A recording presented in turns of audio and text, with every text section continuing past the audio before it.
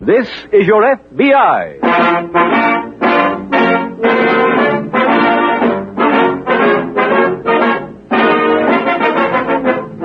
This is your F.B.I., the official broadcast from the files of the Federal Bureau of Investigation.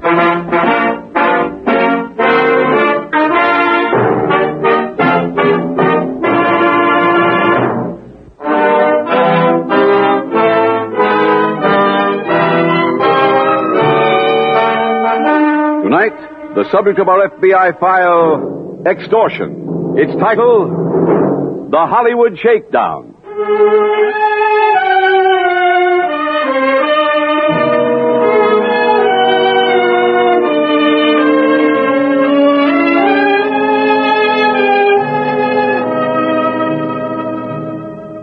Since the passage by Congress of the federal extortion statute in 1932, the number of such crimes has been drastically reduced.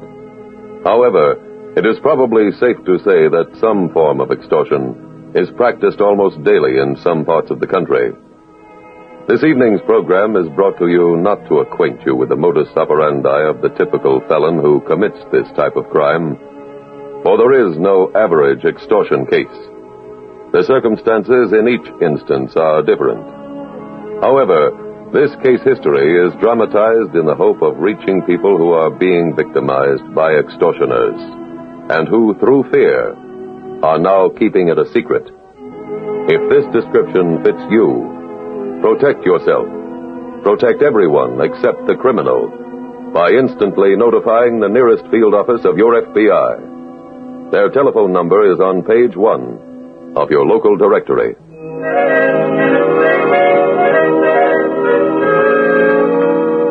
Tonight's FBI file opens in the fan mail department of a motion picture studio.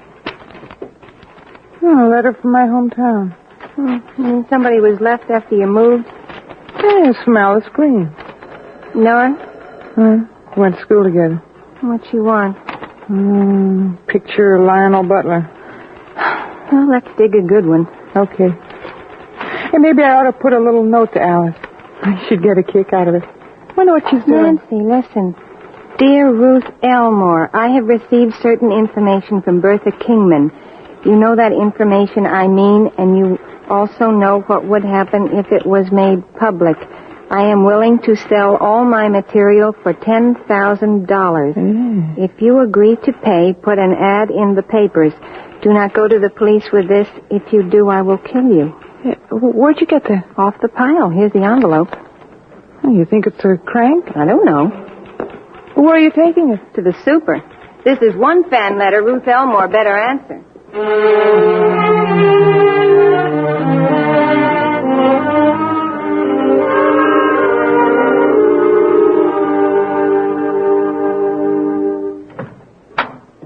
Mr. Noble, the man from the FBI is here. Oh, let him come in. This way, please. Thank you, miss. Have a chair. Thank you. Mr. Noble, I'm Agent Taylor.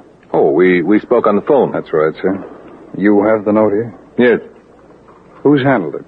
Quite a few people. Girl in the fan mail room, her supervisor, my secretary, Miss Elmore herself. May I see it, please? Of course. Thank you. Studio will give you every cooperation.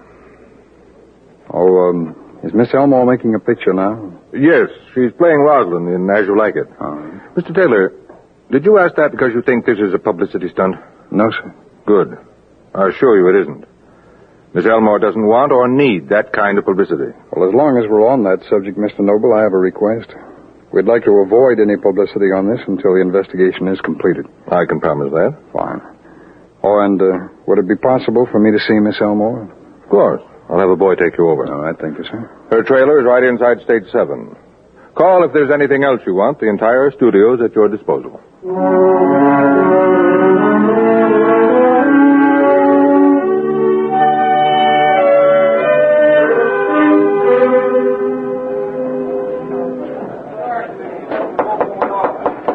Come in. Mr. Taylor? Yes, that's right. Mr. Noble called and said you were coming. Please sit down. Thanks very much. You've come to talk about the note? That's right, Miss Elmore. Oh, I can't tell you how glad I am it's come out into the open. This extortion business has been bothering me for 5 years. You mean you've been paying someone for 5 years? No, but I did pay the first installment that long ago. To whom? Bertha Kingman, the woman mentioned in the note. Who is she? A woman who used to be my secretary.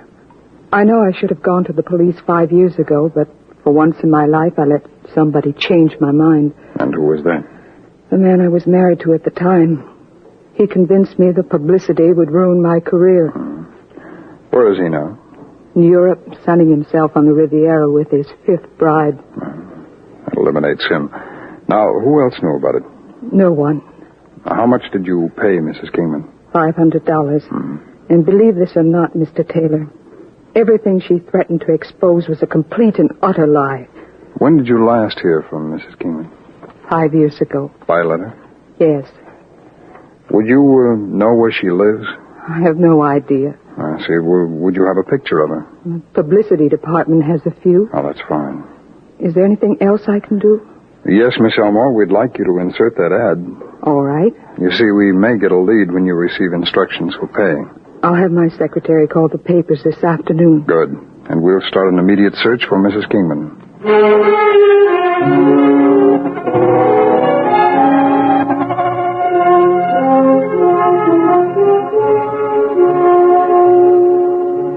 The intricate process by which the Federal Bureau of Investigation looks for a person was put into action. A copy of Bertha Kingman's marriage license was obtained. The 2 witnesses were questioned, but they had lost track of the subject many years ago. Finally, a lead was secured.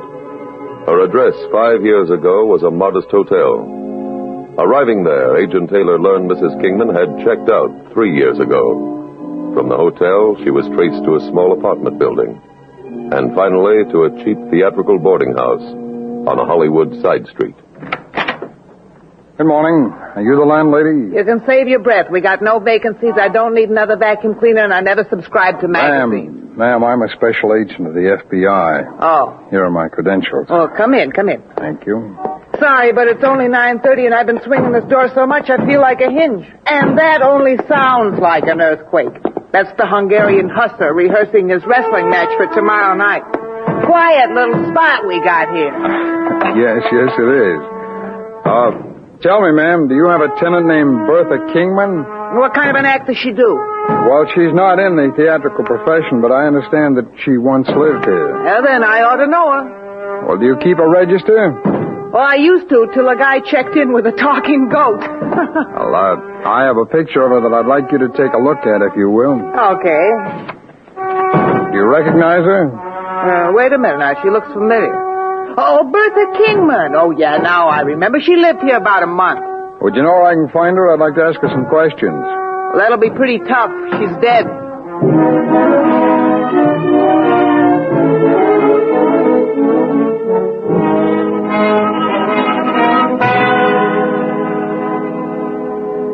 Leo, I checked at that boarding house. Mrs. Kingman's dead. Huh? Yeah, I saw the death certificate at the Hall of Records myself. She died 2 years ago. Another note came today. Oh, where? It was delivered to the studio by messenger. From the description of the boy's uniform, it sounds like the Central Messenger Service. Oh. They're checking their delivery slips. What'd the note say? Get the money ready. No payoff instruction? Oh, not yet, but the threat was repeated. Well, excuse me, sir. Sure. Agent Sumner. That's right. You did. Just a minute. Pencil? Yeah, thanks. All right, go ahead. Uh-huh. What street was that? Yeah, I got it.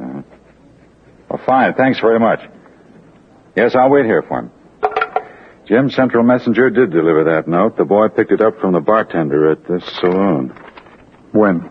Around 3 this afternoon. The messenger's on his way up here now. I'll try to get a description from him. All right. I'll see what I can pick up at this bar.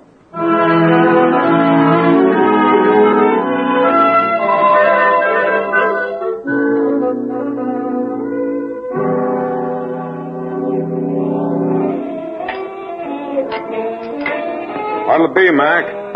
I'm a special agent of the F.B.I. Here are my credentials. Okay. Tell me, were you on duty about 3 this afternoon? I worked 12 to 8 this week. Well, did you give an envelope to a messenger, an envelope addressed to a Ruth Elmore? Uh-huh. What was in it? I don't know. Customer gave it to me with a couple of bucks. Told me to pay the kid who picked it up. What's the customer's name? You got me. Does he come in often? As far as I know, today was the first I ever seen him. What's he look like? Hey, look, I don't remember every guy who buys a couple of beers. All I can tell you is he sat over in that corner. Alone? At first, I must have gotten talking to the others. I remember he bought him a drink.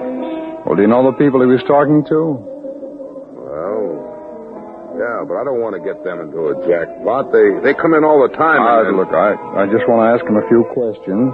Maybe they can remember what this person looked like, that's all. I guess that's okay. He was talking to a couple of seamen named Joe Logan and Artie Jackson, and a girl named Sally Powell. Where can I reach them? Joe Logan lives in that apartment house across the street. Artie Jackson shacks up in the next block. 737, I think. And the girl?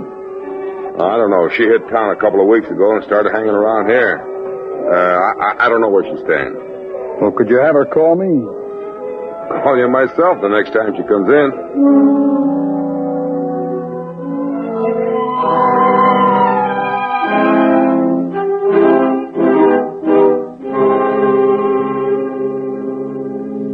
Leo, did you get anything from the messenger? No, Jim, he didn't talk to anybody but the bartender. How'd you make out? Well, the subject stayed at the bar a while. Struck up a conversation with these three people. Mm-hmm. I went to see the two seamen. They've already shipped out. No? For where? Well, the destination is classified, but their ship left an hour ago. And no address on the girl? Oh, the bartender will call if she comes in there again. Mm-hmm. Jim, you think there's any possibility Mrs. Kingman passed her information on to a relative before she died? Miss Elmore doesn't remember the old woman ever mentioning any family wife. I think I'll check and see who paid for her funeral.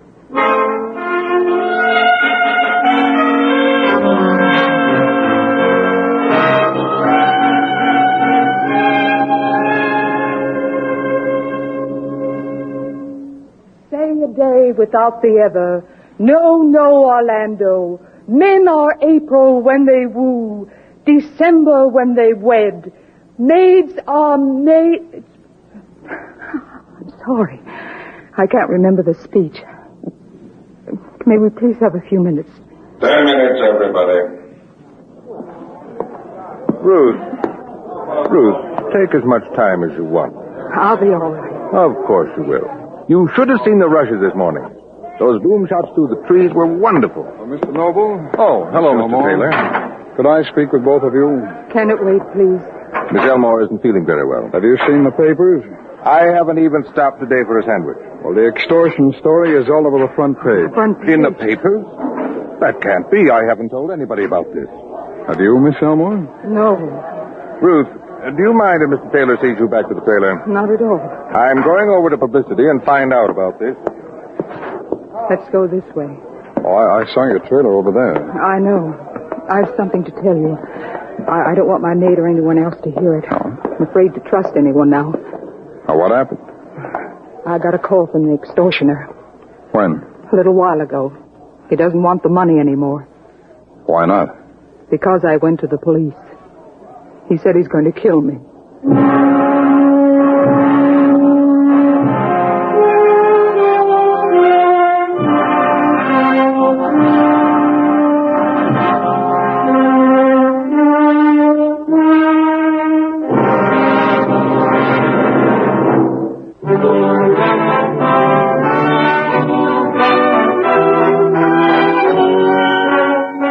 And now back to the FBI file, The Hollywood Shakedown.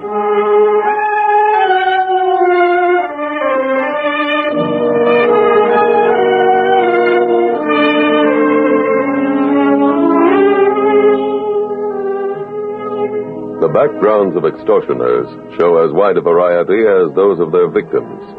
One is a youth with criminal ambitions. Another is a hardened criminal. The third is a psychopathic killer. No two are alike. That is why your FBI never takes chances in an extortion case. It treats each one as if the threat is real, as if the extortioner will carry out his menacing promise. It advises you to adopt the same attitude. You may be fortunate enough never to receive an extortion letter. But if you do, protect yourself by remembering one thing. It may be from a harmless crank.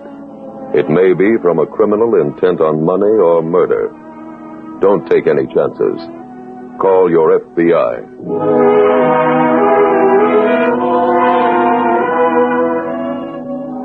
Tonight's file continues at the local F.B.I. field office the following day. Jim, how's Miss Elmore? Well, she seems to have recovered completely from last night's phone call. I wonder if it's safe for her to be working. The studio's arranged for 3 shifts of armed guards to protect her around the clock. Maybe it'd be a good idea to ask Mr. Noble not to allow visitors on her set, huh? Well, that's a pretty tough stage to keep closed, Leo. They've got a couple hundred extras on that thing. Oh, excuse me. Agent Taylor. Oh, yes. Yeah, well. Fine. Yeah, right away. Thanks very much. Leo, that was the bartender at that saloon. You get the girl's address? She's in there now. I'll see you later.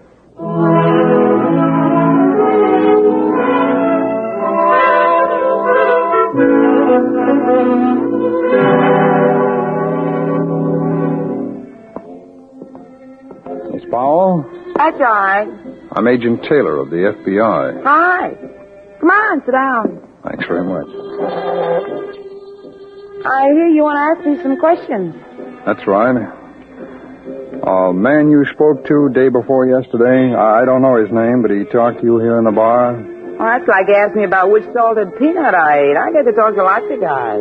Well, you were over there in that corner with this man and 2 seamen. Oh, that still don't tell me which one you mean. Well, the seamen's names are Artie Jackson and Joe Logan. Oh, yeah, I remember them. Well, do you recall the other man? Uh-huh. He stayed after the sailors left. Can you describe him? Uh-uh. You remember his name? Well, he told me, but I forgot. If I don't like somebody, their name don't register. Well, if you didn't like this man, why'd you sit with him? Oh, it's better than drinking alone, paying for your drink. What didn't you like about him? He kept telling me what a big shot he was. Real big shots don't keep reminding you. They don't have to. Now, how'd he try to impress you? Oh, he's the kind of guy who knocks winners. He just can't stand anybody else doing good. Well, do you recall specifically what it was he complained about? Oh, everything. The way the studios are run, who should have gotten the Oscars, what's wrong with color pictures. You name it, he knocked it. Is he in show business? According to him. Say what he did? No, but he talked like he wrote, directed, produced, and acted in every picture, and then stood in the lobby and took tickets. He probably hustles hamburgers at a drive-in. Hi, Sally. Hi, honey. Can you remember anything else he said? Anything else he said about pictures? Oh. Let's see. Yeah, he even put the blast on the way Lionel Butler fenced in his last picture. Held the sword wrong. Knees were bent too much. Didn't have his feet spread wide enough. His elbows were stuck out. Everything with this guy was a federal case. Did he actually say all those things about fencing? Sure, right with you, honey. Okay. Miss Powell, you mentioned before this man complained about the Oscar winners. Yeah, that's right. Well, did he indicate that any of the candidates was a friend of his? No, I can see why he's sore about the Oscars, though. You must figure he should have gotten one. Oh, for what? The biggest romance of the year. The one he has with himself.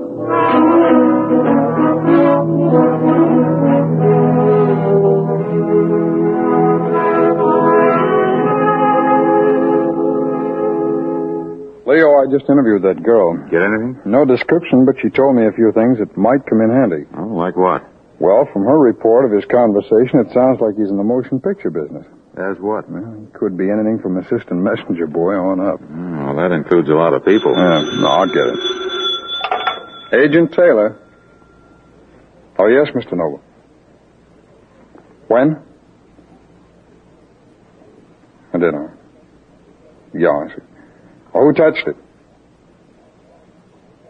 Fine. Yeah, right away.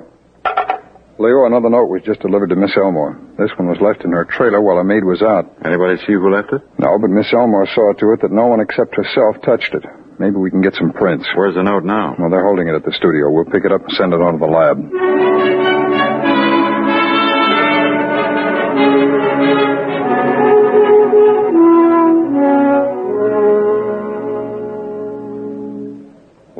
got a report from the lab. What does it say? They found some clear latent prints on the envelope of the last note we sent him. Well, how about the note itself? No prints, but Miss Elmore's. And the typewriting? Done on the same machine. Not much to work on, Jim. Leo, you know, extortionists don't like to carry around a note any longer than they have to. Yeah, so? So this last one was delivered right to Miss Elmore's trailer, yet no one remembers a stranger coming by. Mm-hmm. Plus which we have a fair suspicion that the criminal's connected in some way with the motion picture business. Do you think it's someone at her own studio? Could be. We can check the typewriters out there. Let's do that. We'll also try to get as many fingerprints as we can.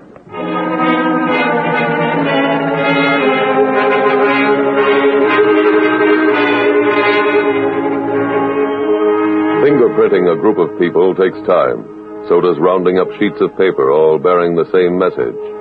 Fingerprint cards and typewriting samples were gathered and sent to the laboratory, where trained technicians examined each one and then re-examined them before making a report. Come in, Mr. Taylor. Thank you, Mr. Noble. Have you found the extortioner? Not yet, sir, but we're making progress. We've located the typewriter. Where? Here at the studio, sir, on stage 9. Wait, I'll look at the production schedule. All right. Stage 9.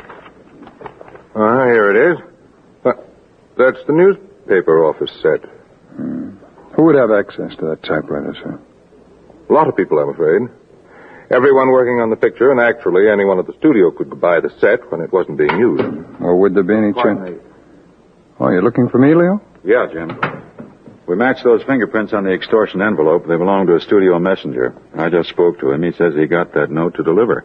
From whom? A man wearing a leather vest, black tights, a pointed suede Robin Hood's hat, and a heavy beard. What? That's the way the extras on Miss Elmore's picture are dressed. Well, the messenger also said the man drew this diagram for him on the inside of this book of matches. What was that for? The messenger just went to work here and didn't know where Miss Elmore's trailer was. Well, Leo, these matches belong to the messenger? No, to the extra. Mr. Noble, can you come over to the stage with us? Of course. You think you can pick the extortioner out of 500 extras? No, sir. But there's a good chance he'll pick himself out for us.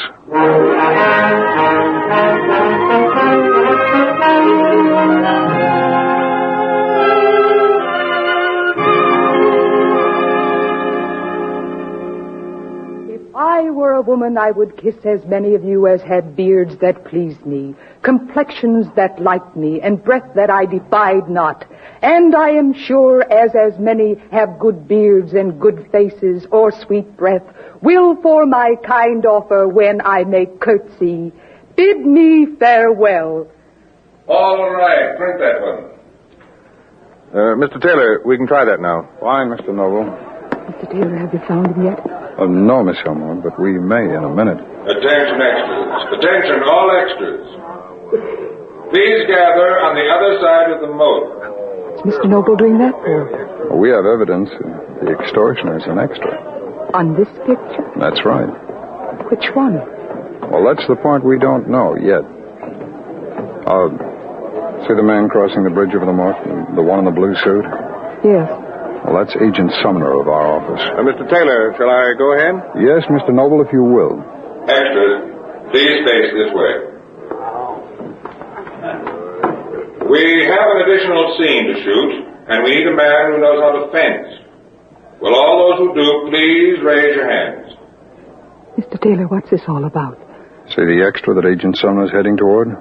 The one with his left hand raised? Yes. Well, I'm pretty sure that's the man we want.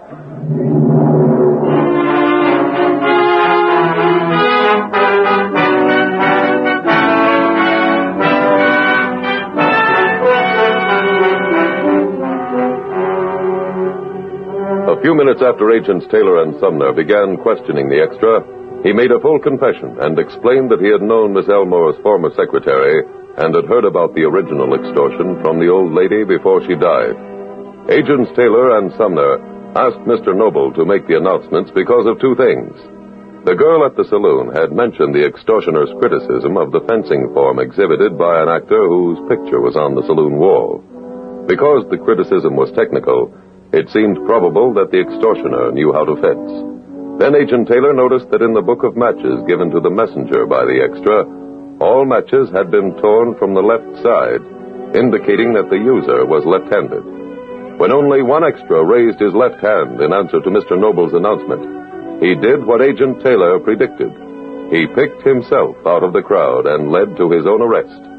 He was subsequently brought to trial, convicted, and sentenced to a term in federal prison.